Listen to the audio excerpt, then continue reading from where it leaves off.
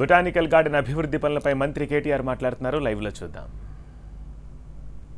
ఆశమైలారం industrial ఏరియాలో అక్కడ ఒక ఎఫ్లూయెంట్ ట్రీట్మెంట్ ప్లాంట్ అంటే అందులోంచి వచ్చే ద్రవ వ్యర్థాలు ఘన వ్యర్థాలు ఏవైతే ఉంటాయి సాలిడ్ వేస్ట్ కానీ లిక్విడ్ వేస్ట్ కానీ వాటి శుద్ధీకరణ కోసం కూడా 104 కోట్ల రూపాయలతో అది 20 సంవత్సరాల సమస్య.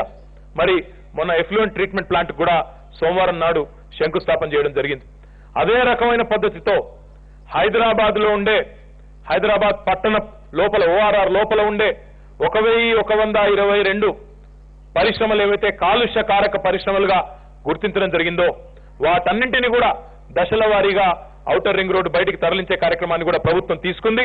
హైదరాబాద్ అల్టిమేట్ గా పారిశ్రామిక కాలుష్యం గాని ఇతర కాలుష్యం గాని లేని నగరంగా అత్యుత్తమ జీవన ప్రమాణాలు కలిగిన నగరంగా పేరు తెచ్చుకోవాలనే సంకల్పంతో ఇటు పరిశ్రమల శాఖ గాని అటవీ పర్యావరణ శాఖ గాని కలిసి సంయుక్తంగా చాలా కార్యక్రమాలు కూడా చేస్తా ఉన్నాం. అంటే ఈ రకమైన ఆలోచనతో కేవలం వచ్చే ఒక 5 ఏళ్ల కోసమో 2 ఏళ్ల కోసం ఆలోచించకుండా వచ్చే తరాల కోసం భవిష్యత్ తరాల కోసం ఆలోచించాలనే సంకల్పంతో భవిష్యత్ తరాలు హైదరాబాద్ లో మనల్ని ఎవరిని కూడా నిందించకుండా ఉండాలి అనే ఆలోచనతో మంచి వాతావరణాన్ని వారికి అప్పజెప్పిపోవాలనే ఉద్దేశంతో ఈరోజు అర్బన్ లంగ్ స్పేసెస్ ఏవైతే ఉన్నాయో వాటన్నిటిని కూడా విస్తృతంగా ప్రోత్సహిస్తా ఉన్నాం. హైదరాబాద్ చుట్టూ ఇందాక నేను చెప్పినట్టు గౌరవ ముఖ్యమంత్రి గారు ఒకసారి కాదు చాలా సార్లు చెప్పడం జరిగింది. కన్జర్వేషన్ జోన్ లో ఉన్న వాటిని మార్చవద్దు, చట్టాలు కూడా కఠినంగా చేయండి, అవసరమైతే నిర్ణయాలు మంత్రుల స్థాయి నుండి అధికారుల స్థాయి నుండి కేబినెట్ స్థాయికే తీసుకునే విధంగా కూడా చట్టాలు మార్చండి అని చెప్పి కూడా ముఖ్యమంత్రి గారు మాకు ఆదేశాలు ఇవ్వడం జరిగింది. అన్యాక్రాంతం అయిపోతున్న చెరువులు, ఆక్రమణలకు గురవుతున్న కుంటలు వీటన్నింటి మీద కూడా ఉక్కుపాదం మోపాలని చెప్పి కూడా ముఖ్యమంత్రి గారు మాకు ఆదేశాలు జారీ చేయడం జరిగింది. ముమ్మాటికి వారి ఆదేశానుసారం కఠినంగా ఈ విషయంలో ఎవరు తప్పు చేసినా అధికారులే గాని బిల్డర్లే గాని ప్రైవేట్ వ్యక్తులే గాని ఎవరైనా సరే ఉపేక్షించకుండా ముందుకు పోతామని చెప్పి కూడా నేను మీకు విజ్ఞప్తి చేస్తా ఉన్నాను. కానీ విశ్వేశ్వరరెడ్డి గారు చెప్పిన దాంతో ఒక మాటతో నేను సంపూర్ణంగా ఏకీభవిస్తా ఉన్నాను. ఇలాంటి పార్కులు కట్టడం ఎందుకంటే నాకు బాగా గుర్తుంది. ఈ పార్కుకి రోడ్డుకి అవతల వైపు సరిగ్గా సంవత్సరం కిందట జూలై 12 నాడు 46 ఎకరాల్లో అక్కడ ఒక అన్అఫీషియల్ డంపింగ్ యార్డ్ ఉండేది. ఆ అన్అఫీషియల్ డంపింగ్ యార్డుని మరి ఒక అద్భుతమైన సైక్లింగ్ పార్కుగా పాలపిట్ట సైక్లింగ్ పార్కుగా 46 ఎకరాల స్థలాన్ని మార్చి ఫారెస్ట్ డెవలప్మెంట్ కార్పొరేషన్ ఆనాడు దాన్ని ప్రారంభించే అవకాశాన్ని హరితహారం కార్యక్రమంలో భాగంగా నాకు ఇవ్వడం జరిగింది.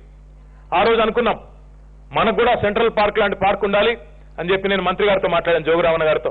అన్న ఇట్లా చేస్తే బాగుంటది, హైదరాబాద్ లో అందరూ కూడా బ్రహ్మాండంగా ఆనందపడతారు, ఈ ప్రాంతంలో ఉండే ప్రజలకు కూడా ఒక ఆహ్లాదకరమైన ప్రాంతం ఏర్పాటు చేసినట్టు అవుతుందని చెప్పి వారికి విజ్ఞప్తి చేసినప్పుడు వెంటనే స్పందించి 5 కోట్ల రూపాయలు ఈ పార్కు కోసం వారు మంజూరు చేయడం జరిగింది.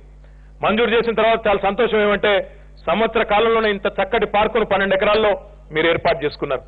కానీ 12 ఎకరాల పక్కనే మరొక 260 ఎకరాల స్థలం ఉంది. 262 ఎకరాల స్థలం బొటానికల్ గార్డెన్ రూపంలో ఉన్నది.